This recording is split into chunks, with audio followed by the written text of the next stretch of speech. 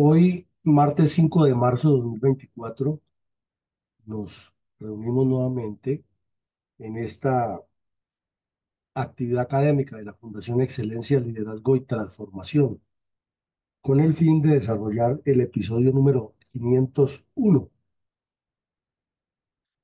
de la memoria histórica aún no contada del conflicto armado en Colombia. El tema es la muerte en combate en el área urbana de Cartago del bandolero conservador Jaime Giraldo, una de las leyendas oscuras de la violencia tripartidista de los años 60 en Colombia, en la región cafetera y el Tolima. Igual que todos los grandes bandidos de esa época, Giraldo se caracterizó por la sevicia, la crueldad de sus acciones y porque le pusieron más de lo que hizo, y entonces al final no se supo cuáles fueron realmente los crímenes que cometió o que estuvieron probados, porque muchos eran actuaciones de oídas o de suposiciones de sus adversarios políticos. Desafortunadamente, a mediados del año 2021, uno de los hechos de violencia más connotados que hubo en el país, el narcotráfico le prendió candela a los archivos que reposaban en el Palacio de Justicia del municipio de Tuluá, y allí se perdieron muchas joyas históricas para haber determinado la verdadera actividad criminal de este delincuente. Sin embargo, por algunos hechos que sí fueron probados y que él mismo lo reconoció, se pudo establecer que, o se puede establecer, que tuvo un prontuario bastante delictivo. Adelante, mi coronel. Mi coronel, hemos estudiado intensamente en nuestro programa institucional que la compleja topografía colombiana resultó gran aliada para los bandoleros durante la época de la violencia tripartidista, en la sistemática depredación contra el pueblo colombiano, que luego fue multiplicada por el narcoterrorismo comunista. En ese orden de ideas, ¿cuál es la trascendencia geoestratégica del municipio de Cartago Valle?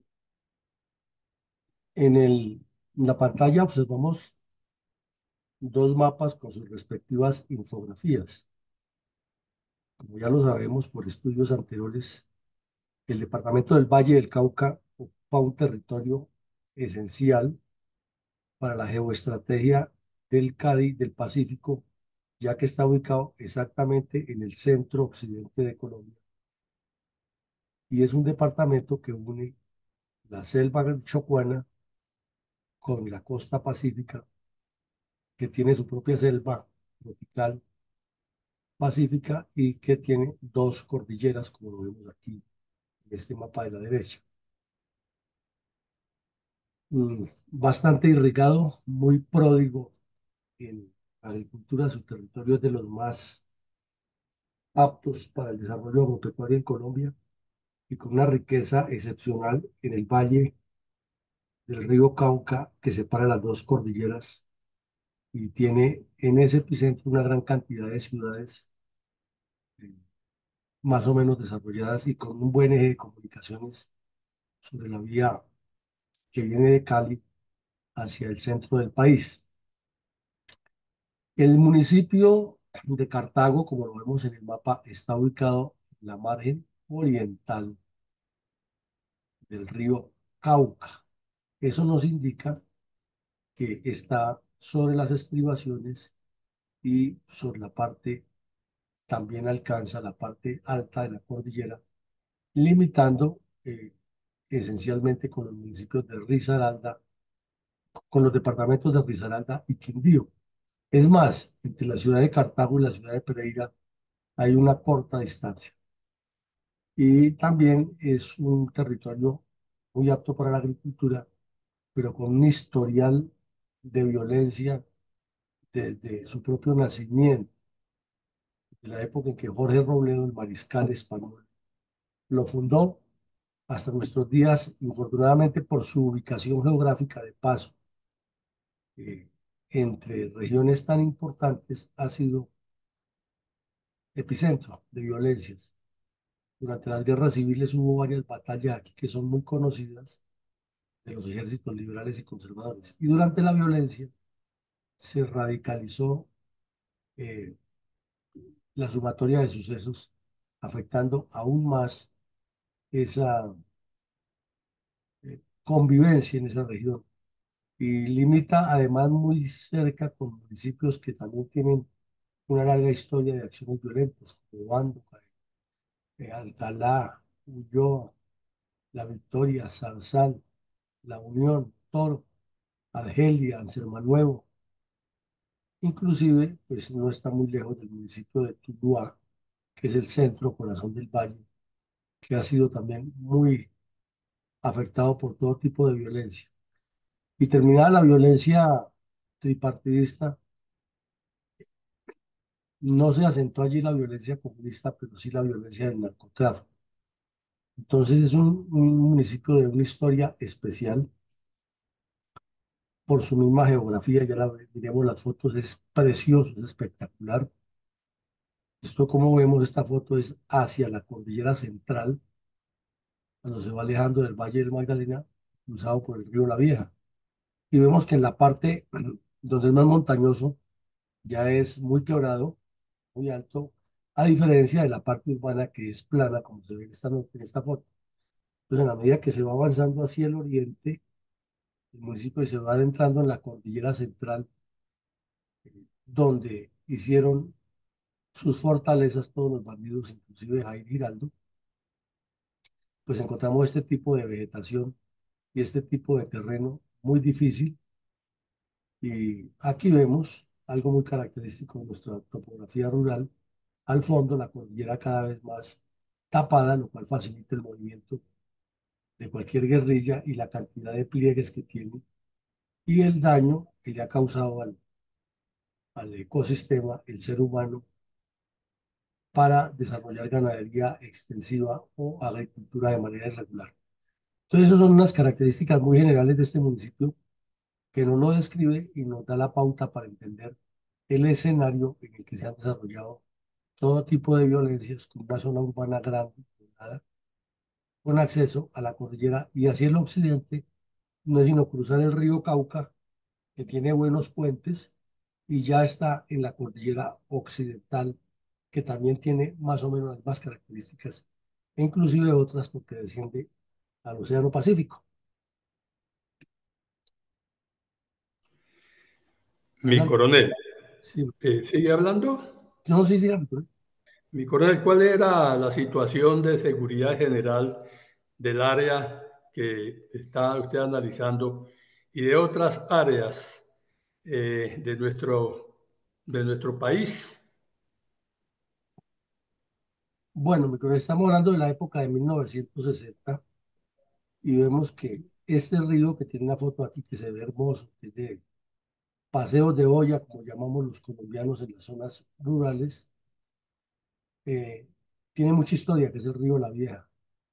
Y en sus aguas se han desarrollado todo tipo de historias de familias, de amor, de desarrollo social, económico, hasta historias de la peor violencia, en que ahí ocurrieron muchos eventos negativos. Recordemos que al comienzo de nuestras emisiones estudiamos un caso de un suboficial del grupo Cabal que irresponsablemente se llevó unos soldados desde la base de Uribe, municipio que queda en el centro del valle, dizque a baño una tarde y se metió allá con todos los soldados a bañarse de un solo centinela con las 17 carabinas de dotación que tenían las unidades de caballería.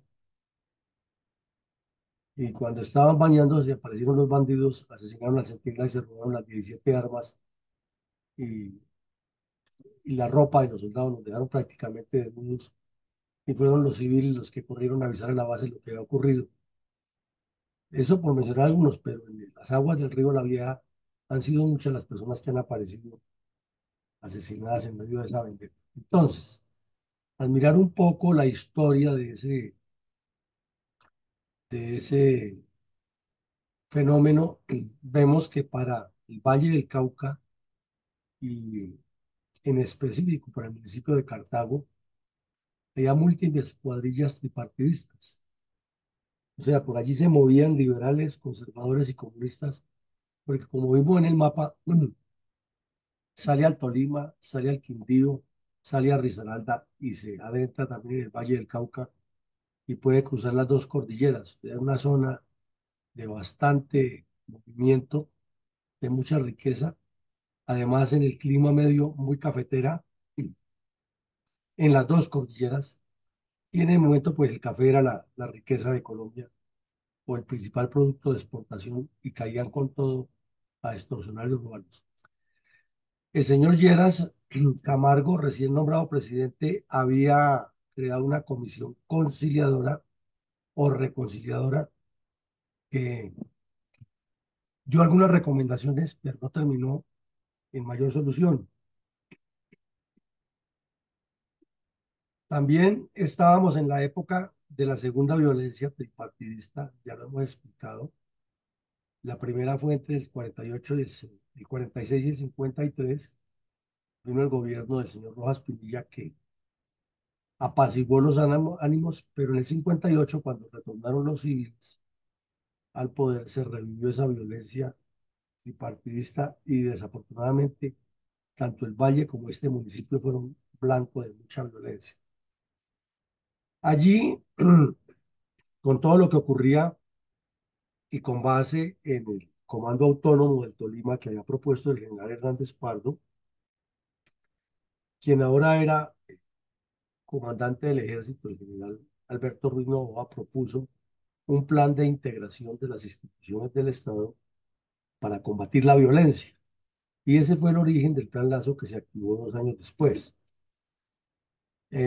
Como lo hemos venido analizando en episodios anteriores de lo que ocurría en el Tolima, el Valle, el Quindío, el Cauca, Santander, Antioquia, por mencionar, y Caldas, que componían los 3 departamentos, el Risaralda, Caldas y Quindío, inclusive el Cauca, la situación era muy compleja, mucha violencia, pero el alboroto electoral opacaba la realidad.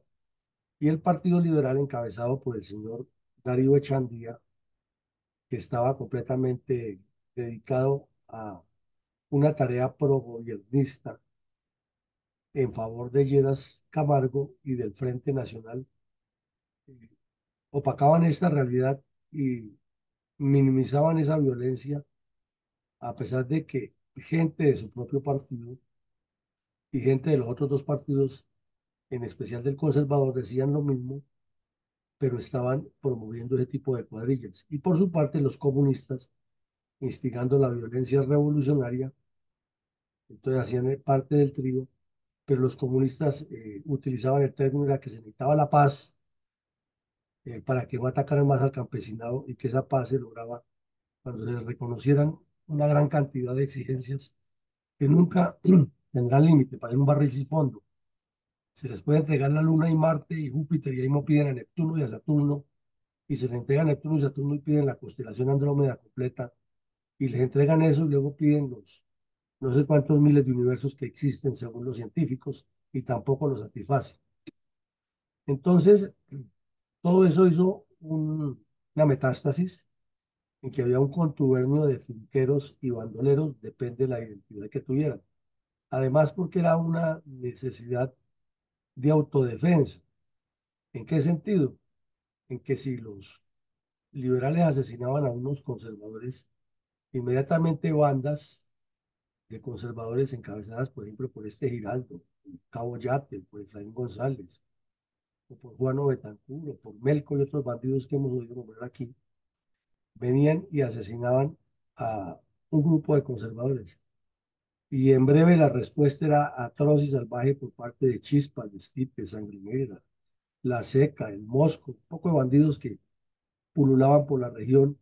Entonces eso era un toma y dame y los finqueros lo hacían por dos razones. Una, por defenderse y la otra porque ya se habían apropiado de fincas o se querían apropiar de fincas del adversario y la mejor manera era degollar gente, matar gente y falsear escrituras con documentos espurios de supuestas ventas y por medio de testaferros, y luego los testaferros los eliminaban. Un fenómeno parecido al del narcotráfico, solo que con otros intereses en ese momento. Por eso el narcotráfico también ha encontrado en ese ADN fórmulas para vivir y acomodarse. Como vemos, el eje que se formaría con la carretera que conduce entre Cali, Armenia, Pereira y Manizales y todas las ciudades intermedias que hay allí, Tuluá, etcétera, pues ponen a Cartago en un lugar especial de contacto con todos estos municipios para el proceso del desarrollo de las bandas criminales. Y era común en esa época que un delincuente que actuara en Tuluá fuera capturado en Manizales o en Pereira o en Armenia o en Cali, porque se movían de acuerdo con las instrucciones que recibían de los directorios políticos para ir a recibir coordinaciones o para ir a tomar trago, jugar dinero en los billares, en los garitos y los prostíbulos, que eran muy visitados por estos delincuentes. Otros porque tenían sus familias y en medio de todos los bandidos que eran muy leales con las familias y en medio de los hechos de violencia, las movían entre estas ciudades y los municipios intermedios y ya llegaban con una cantidad de medidas de seguridad a visitarlas, como vimos en el caso de este bandido Jaime Giraldo, hasta que al fin caían o a manos de sus enemigos o en operaciones de las fuerzas de seguridad. Eso fue muy reiterativo en esa época. Ahora, el hecho de que Cartago sea una puerta de entrada a la cordillera central, como vimos, con parte de los municipios del Quindío y de el Tolima, implica que se podían mover inclusive hasta salir a los llanos de orientales y tomar contactos con otras cuadrillas, algo en lo que el Partido Comunista estaba muy interesado, los contando a todos, como lo hemos visto en anteriores proyectos, en anteriores programas, pero todo indica que lo que se buscaba era, por parte del Partido Comunista, construir un control geográfico apuntándole hacia las capitales y aprovechando este acumulado de violencia que ya existía, tratando de evolucionarlos y como lo cuenta el papá del alcalde de Cali, el terrorista Iván Marino Espina, en una entrevista con Patricia Lara, que él estuvo varias veces reunido con Chispas para tratar de convencerlo a que se volviera comunista y que todo eso se manejaba desde la casa del Partido Comunista en Pereira. Pero igual ocurría en la casa del Partido Comunista en Armenia, en alrededores. De hecho, el papá de Timochenko era uno de los líderes del Partido Comunista en esa región, el papá de los hermanos Vázquez Castaño también, y la historia es muy larga. Entonces esa región es como un solo sector, porque la geografía, las vías de comunicación, eh, las cosechas de café, el comercio, la vida de ocio y de delincuencia se correlacionaban y es una zona muy parecida, entre otras cosas. Los comportamientos son muy parecidos y la violencia está incubada en muchas de sus eh, entidades y ciudadanos que la habitan. Adelante, mi coronel. ¿Cuál es la importancia geográfica y simbólica del Río de la Vieja en los vericuetos de la violencia política generada por el bandolerismo tripartidista en la década de 1960? Pues este río, como lo acabamos de ver, apenas tiene 53 kilómetros de longitud y es abundantemente irrigado con una gran cantidad de cursos de agua que, como vemos, provienen de una montaña rica, exuberante y muy eh, fértil. Entonces, en la medida que avanza, se va volviendo más amplio, hasta que entra en el Cauca. Y pues eso nos hace entender que la cantidad de afluentes y de brazos que tienen su recorrido le servían y le sirven a los bandidos para moverse muy rápido, para esconderse, y porque el follaje tiene en los alrededores es muy apto para esa situación. Además, pues se necesita ser campesino de la región para conocer toda esa eh, longitud, toda esa dimensión geográfica y analizar la cantidad de vericuetos que puede haber. Entonces, por esa razón, allí, como decíamos, ha habido historias de amor, de desarrollo familiar, de desarrollo agrícola, pero también de mucha violencia e infortunadamente sobre las aguas de este caudaloso y hermoso río ha corrido mucha sangre en medio de tanta violencia que ha afectado la zona. Mi coronel, ¿cuál era la radiografía general del bandolerismo tripartidista en el Valle del Cauca, especialmente en el municipio de Cartago a comienzos de 1960? Pues como la vimos, mi coronel era una sumatoria de sucesos que se acumulaban en el municipio de Cartago, pero que tenían incidencia en el resto de municipios, que mientras el presidente Lleras Camargo estaba muy enfocado en el tema del Tolima, sobre todo por insinuaciones del señor Echandía, aquí se estaba desarrollando todo un proceso de violencia y una incubación de fenómenos que han pasado ya casi 7 décadas y parece no tener fin, porque ha evolucionado de violencia en violencia y una zona tan rica, tan huérrima, tan productiva, ha seguido, claro, produciendo importantes cantidades de alimentos propios de sus pisos térmicos para esos mismos departamentos y municipios, e inclusive eh, para otras capitales, pero ahí está enclaustrada esa violencia y es una radiografía que viene de los años 50 y 60 por ese fenómeno tripartidista de estarse matando unos a otros, que quedó ya como una fijación mental que infortunadamente viene de épocas anteriores por la posesión de las fincas, por el control de esas aguas, por el control geográfico y luego en las guerras civiles se le anexó por la inclinación ideológica de uno u otro bando con campesinos que en esa época muchos no sabían leer ni escribir, pero sí sabían manejar un fusil y matarse entre ellos o porque eran liberales, conservadores y lo peor, cuando ya el Partido Comunista los convenció de que la lucha era contra los ricos y no entre ellos y se fueron metiendo en la violencia. O sea, un esquema muy complejo. Mi coronel, ¿cómo ocurrieron los publicitados hechos de la fuga del bandolero Jair Giraldo alias Franquesa de la cárcel de Armenia el 5 de enero de 1960, pese a ser considerada el centro penitenciario más seguro del país, después de la isla Prisión Gorgona?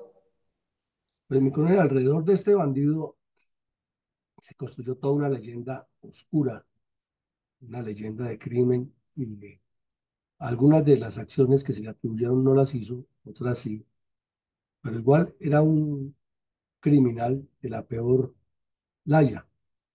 Y parece que no está documentado sino 2 años de su existencia, que como decimos muchas cosas se le atribuyen que no hizo, otras sí, pero una de las que más eh, se le atribuía era la cantidad de masacres que cometió, porque fue uno de los que creó el sistema de terror de degollar las víctimas y sacarles la lengua por el orificio que le habían abierto en la garganta, que llamaban el corte de franela, y le atribuían que él era uno de los promotores de eso. Él, desde luego, en sus pocas intervenciones que tuvo, que dejó escritas o que tuvo contacto con alguien, lo negó siempre y dijo que él no hacía sino defenderse, que tenía un fusil para defenderse. Bueno, pero lo cierto es que había cometido ya una cantidad de crímenes y la gobernación de Caldas ha pagado 5.000 pesos de la época, que son un equivalente aproximadamente a 300 millones de hoy en día, a quien diera información de la captura. Y era alcalde de Calarcá. Lo tenía en la mira porque en Calarcá había cometido muchos crímenes y se dedicó a buscar a los informantes hasta que los consiguió y lo capturaron. Entonces Jair Giraldo fue llevado en ese momento a la cárcel de Armenia, que como usted lo nota, se consideraba la más segura de toda la zona. Era más segura que la de Cali, la de Villanueva. Y allí estaban llevando a todos esos bandidos de esa época, que eran muchos, y todos tenían apodos así como este: Franqueza, Tarzán, Esquipe, Chispas, Resplandor, Melco, Tiro Fijo. Todos los bandidos tienen los mismos lemas o los mismos apodos porque eran muy folclóricos y por alguna razón los ponían: Puente Roto, el Mico, Tarzán, la Mica, la Mona, el Mono, todos esos, Zarco, al Paso. Entonces, allí estaba preso, pero se sabía que este bandido era muy listo, muy ágil, además que tenía contactos muy importantes con los directorios regionales del Partido Conservador, y ellos movían sus fichas hasta que financiaron la fuga del bandido. Y en esa fuga quedó demostrado que estaban vinculados los miembros de la Guardia Penitenciaria. A todos los detuvieron, pero nunca confesaron. Infortunadamente, como les digo, en Tuluá incendiaron la casa de justicia y se perdieron muchos archivos que no estaban microfilmados ni digitalizados, y entonces es un poco difícil ya encontrar la historia de este delincuente. Pero con base en los reportes de prensa de la época, sí se puede dilucidar lo que pasó, que en la cárcel de Armenia lo dejaron volar, y porque en ese tiempo los jueces de instrucción que tenían cada caso eran muy conocidos en el país y eran conocidos en las regiones, y los medios de comunicación los publicaban con nombre propio. En este caso era Benigno Cabrera, juez penal, que le han dado la función de investigar, y en medio de las primeras investigaciones ordenó la detención de 4 de los miembros de la Guardia Penitenciaria y estableció que uno de los 4 no solo le ha facilitado la fuga abriéndole la celda y luego la puerta de la cárcel, sino que le ha entregado su propio fusil de dotación para que el bandido regresara al monte. Además que ha salido con un uniforme puesto, como si fuera miembro de la Guardia Penitenciaria. Entonces, pues esa fue la primera eh, información que se conoció. La envió el corresponsal Rosales desde la ciudad de Manizales, pero luego ya se hicieron una cantidad de crónicas respecto a la vida de este delincuente, que resulta, como todo bandido famoso, una leyenda aparentemente sencilla, pero colmada de hechos violentos. ¿Cómo describió el diario El Tiempo de Bogotá la primera noticia acerca de la muerte del bandolero conservador Jair Giraldo alias Franquesa en el municipio de Cartago Valle? Bueno, pasaron 3 meses prácticamente, no alcanzó los 3 meses. Él se escapó de la cárcel el 5 de enero, y el 3 de abril se estaba reportando que en su fuga este bandido había ido hasta Quimbaya, no fue a Calarcá, sino a Quimbaya, hago la conexión, a Quimbaya. Había ido hasta Quimbaya y con ese fusil que había salido, había asesinado al alcalde de Quimbaya porque lo tenía entre ceja y ceja, ya que él era el que había hecho todo el proceso para capturarlo. Entonces lo había asesinado y había enviado una carta al gobierno nacional diciéndole que él era un santo varón, que él lo único que tenía era ese fusil y que no hacía sino defenderse. Eso ha sido una mentalidad muy propia de los delincuentes en todo el mundo, no solamente en Colombia. Eh, Siempre decir que ellos son víctimas, jamás victimarios, que el arma que tienen es para defenderse, pero que están dispuestos. Este inclusive proponía que lo enviaran al exterior si querían, que no lo fueran a encarcelar, que lo dejaran vivir tranquilo con su señora y su hija, lo cual es poco creíble. Ese era bandido y seguiría en las mismas, pero pues era su oferta, ¿no? Eh, entonces, según este recuento que hace el periódico, después de asesinar al alcalde de Vaya, pues el Servicio de Inteligencia colombiano SIC, el F2 de la Policía Nacional, el S2 del Ejército y las mismas autoridades municipales comenzaron a hacer una búsqueda incesante de él y a copiar todos los datos posibles que además eran muy coincidentes con los demás bandidos. Y su punto débil era la compañera sentimental. Entonces,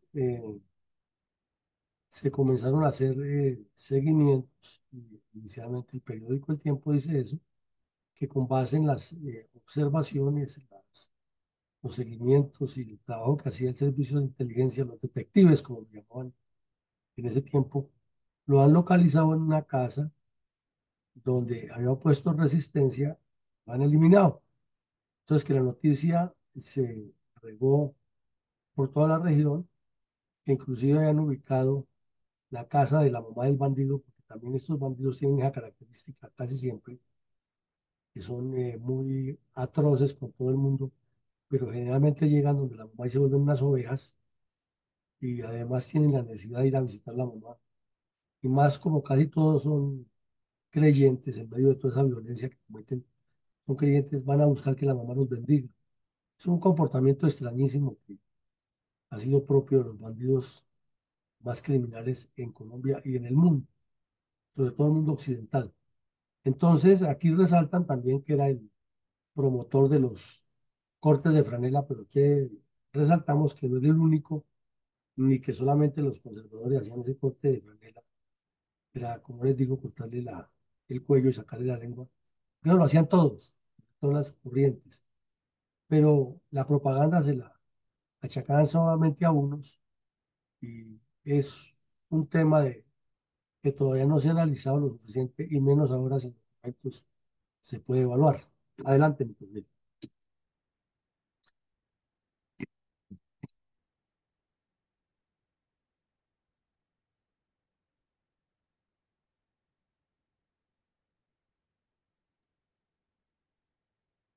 Mi compañero González.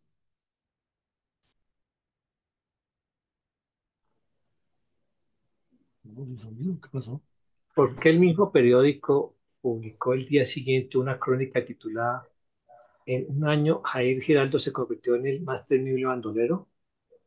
Bueno, el periódico El Tiempo hizo una cobertura mucho más grande, se metió ya en más detalles,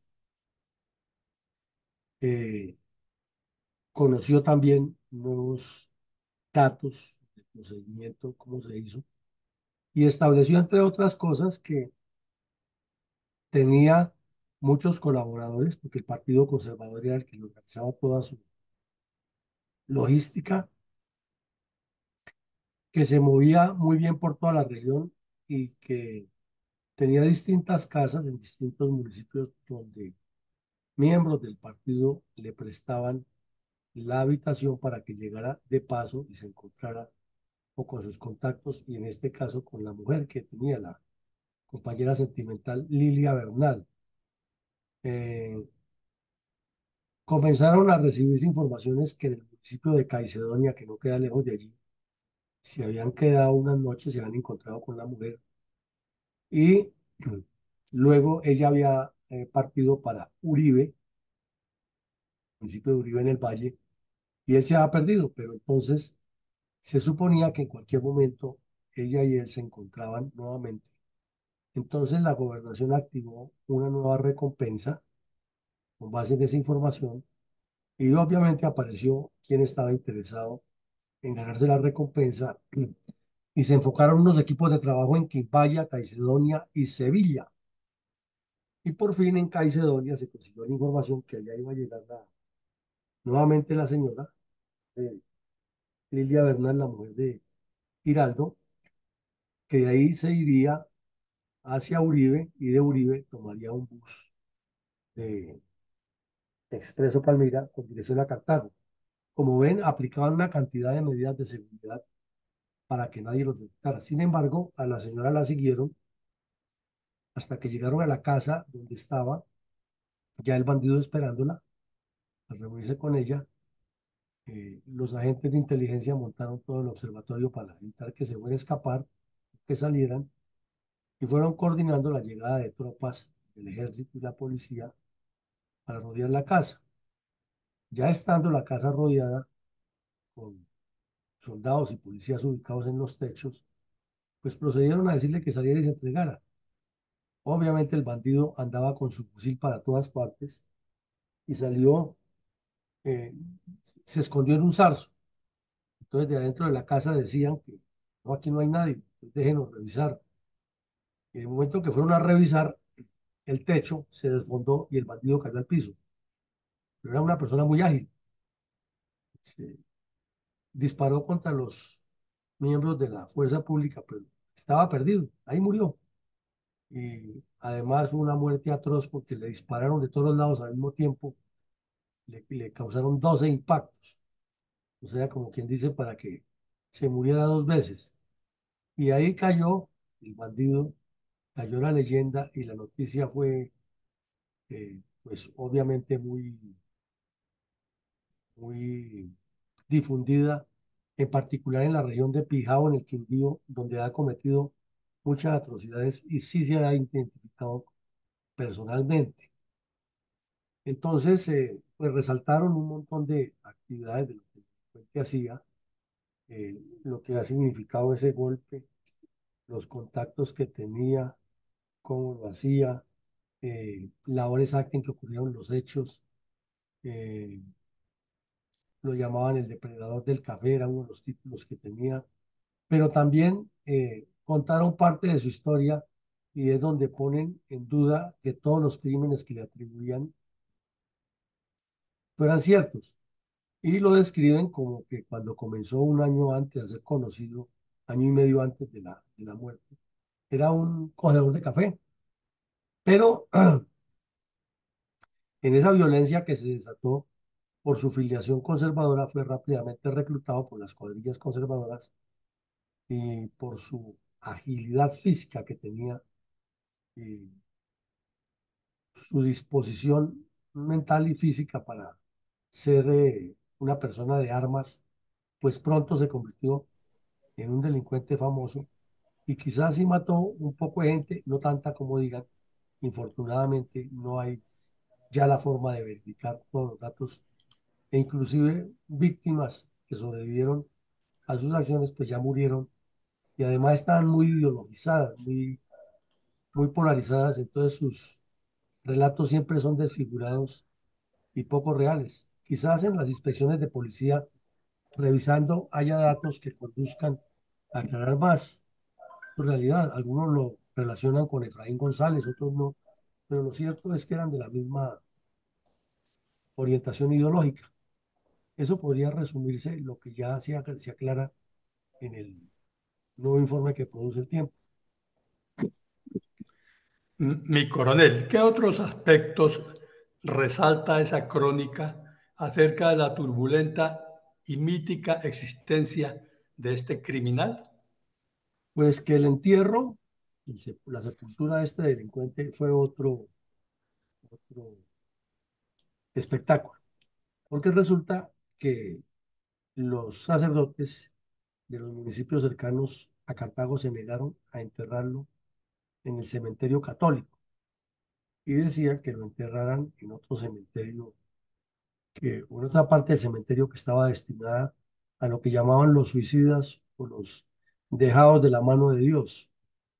La familia, pues como ya hemos dicho, muy religiosa, quería que se le enterrara allí y definitivamente no se pudo. Finalmente lo enterraron en un cementerio de un municipio cercano y la familia llegó inclusive a planear conseguir unos documentos falsos, en nombre de otra persona, para enterrarlo en otro municipio donde no les ponía problema. Entonces, esa leyenda que se tendía alrededor de los delincuentes eh,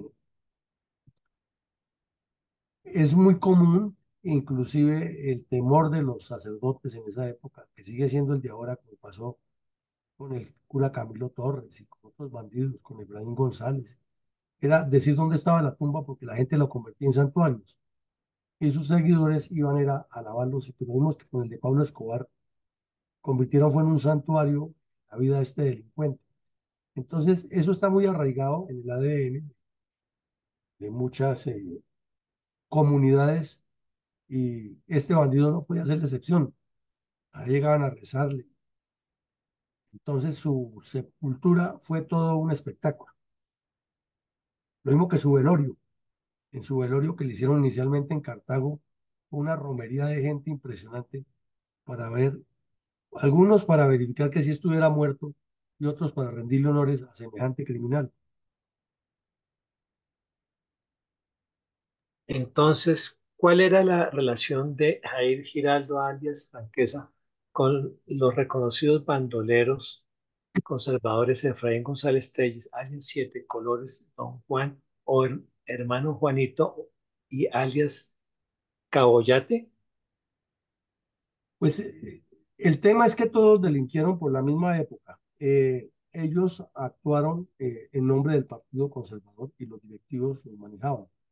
Como les digo, el tema de que ya no están los documentos completos es un poco difícil probarlo. Se supone que se reunían, se supone que tuvieron contactos, pero también hay que mirar la relación tiempo-espacio y ver hasta qué punto en tan corto tiempo hicieron todo eso que les dicen, ¿no?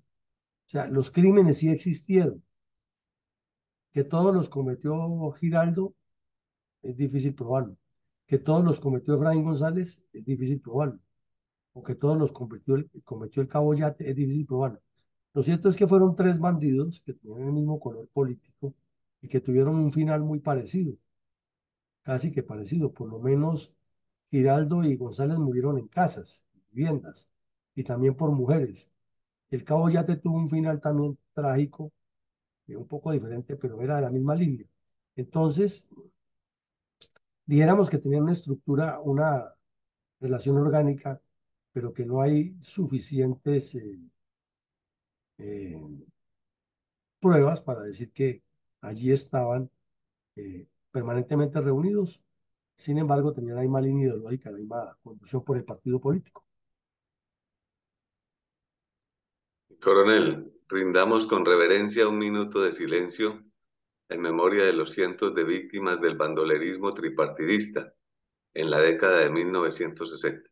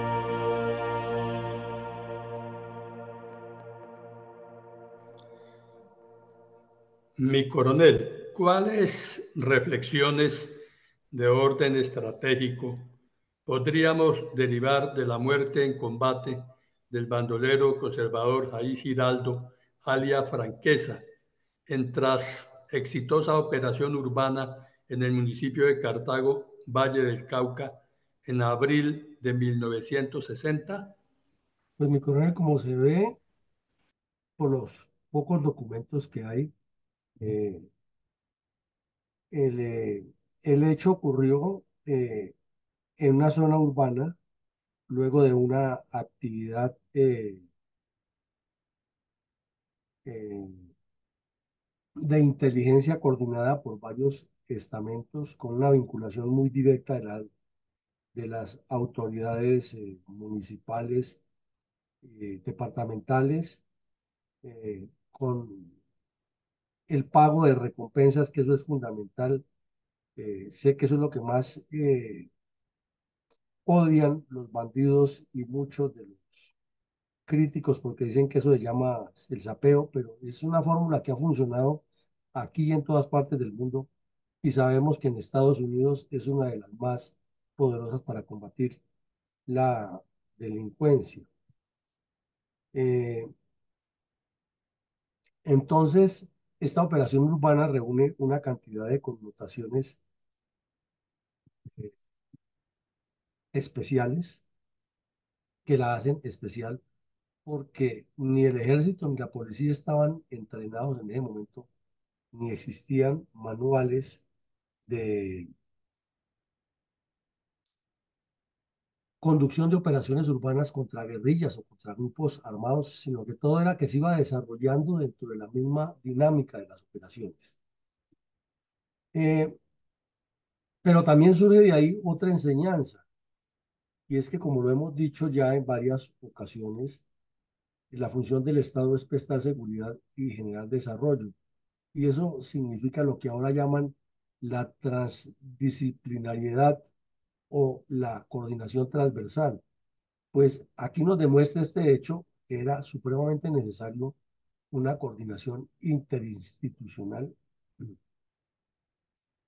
y que cada quien cumpliendo con sus roles, pero siempre enfocados en fortalecer la capacidad operacional de las fuerzas militares y de policía y los equipos de seguridad, porque era un problema que se estaba presentando dentro de la población que, novedoso sí, porque los otros sistemas de guerras civiles eran directamente los partidos manejando grupos armados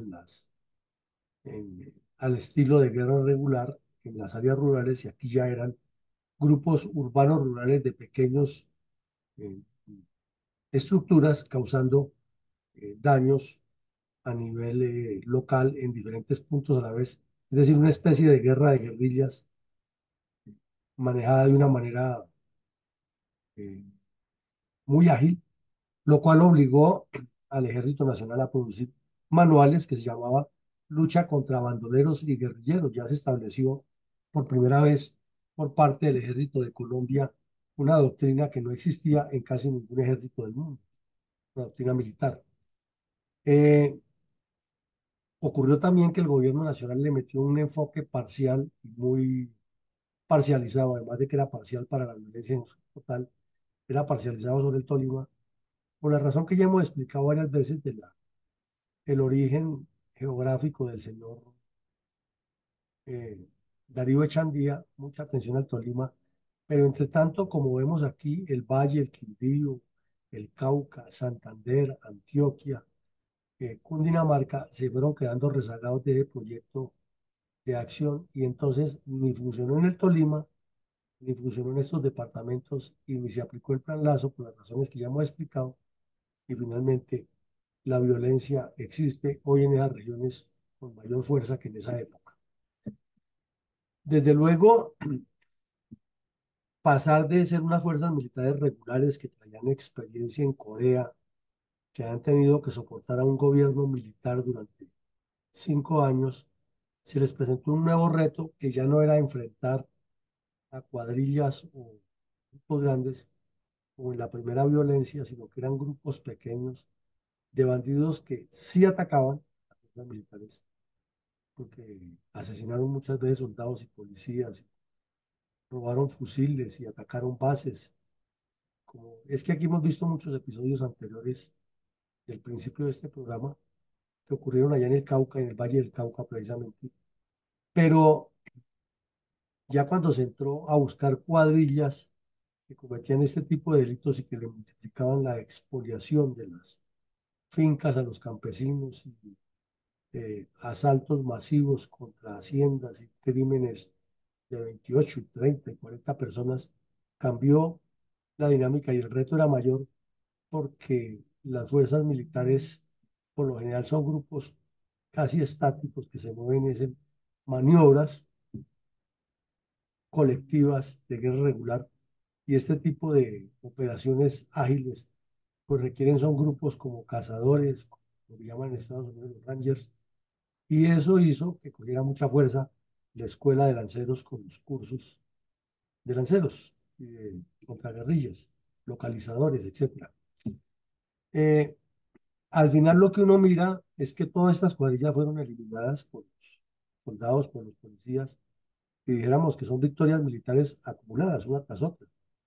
La muerte de todos estos bandidos que hemos ido relacionando aquí. Pero al final también queda la sensación de que hubo un fracaso político. La dirigencia política no fue capaz de cambiarle la orientación al tema, sino que mantuvo el mismo statu quo y los bandidos mantuvieron el statu quo y por el contrario se fueron reciclando con otras formas de financiarse y de hacer violencia. También nos demuestra esto que así como hubo una operación especial urbana con una coordinación interinstitucional, eso se perdió. Y hay algo curioso, se perdió más todavía luego de que vino la elección popular de alcaldes y gobernadores. Antes de que existiera esa figura, los alcaldes y los gobernadores siempre eran más cercanos con las fuerzas militares y la policía. Por una razón, porque los nombraba el gobierno nacional y entonces sentían más compromiso de estar cerca de la institucionalidad para proteger la seguridad de toda la comunidad. Y parecería ser que después de la elección popular de alcaldes y gobernadores, ya estos personajes, no todos, pero en muchos casos, no sienten la misma obligación de lealtad con la institucionalidad, sino que siempre argumentan que ellos están es con la comunidad que los eligió. Y más si son de izquierda o eh, colocados por la izquierda, peor, porque tienen ahí a su eh, vigilante permanente, que son los bandidos, que los están observando y les están calificando su comportamiento o porque ellos ya hacen parte del grupo subversivo y el interés es obviamente desnaturalizar la institucionalidad máxima, la que presta seguridad. Entonces hay que promover, como está pasando en este momento, en varios departamentos, que los delincuentes se asocien con civiles para sacar por la fuerza a las tropas de las regiones. Eh, Esto nos lleva a otra conclusión que es atada a la anterior, y es que ha habido un alejamiento progresivo y sistemático de gobernadores y alcaldes frente a esas responsabilidades que les competen. Y entonces lo más fácil que cualquier alcalde dice, ayer escuchábamos en varios medios al gobernador de Nariño, es presentando como si él fuera un locutor o un analista de un partido de fútbol, explicando dónde está la defensa, dónde está el delantero, dónde está el mediocampista, y quién no pasó el balón, o quién sí pasó el balón, pero él no tiene nada que ver. Entonces él lo que pide es que le den diálogos regionales. Entonces uno se pregunta, si no tiene nada que ver y no tiene capacidad de nada, entonces ¿para qué pide dialogar regionalmente si lo que va a hacer es parte del problema? Pero no hay quien le diga eso. Si los periodistas lo que hacen es entrevistarlo y multiplicar lo que él dice, pero ninguno lo cuestiona y le dice, oiga, pero si esta es su responsabilidad y usted está diciendo que hay todas esas fallas, ¿qué va a hacer si ahora que tiene el poder no puede hacer nada, mucho menos dialogando regionalmente y fortaleciendo a los delincuentes? Otra realidad.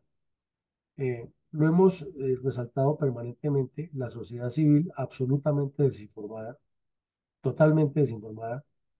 Es más, si se hiciera un examen de los habitantes de Cartago, por mencionar un solo municipio, y enfocando todos estos puntos que hemos visto hoy, Estamos casi seguros que el 99.9% de los habitantes se rajaría en ese tema y lo único que se circunscribiría a decir es que en esa época los liberales mataban a no sé cuántos y si la persona es conservadora va a decir, pues si la persona es conservadora va a decir que los liberales mataban de no sé qué y que comían del muerto. Y si es conservadora y si es liberal va a decir lo contrario. Y ahí no vamos a tener ninguna claridad histórica, ni siquiera una sociedad informada. Eso sí, apasionada y lista para ser manipulada por los corruptos de turno o por los delincuentes de turno. Entonces, pasemos a escuchar los comentarios de mi coronel Vicencio Ortiz.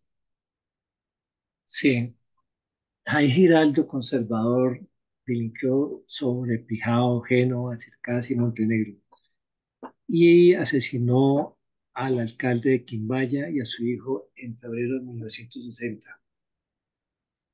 Y con Efraín González Telle sostuvieron enfrentamientos con las cuadrillas de Chispas y ordenó el homicidio selectivo del periodista Celedonio Martínez en Armenia en diciembre de 1959.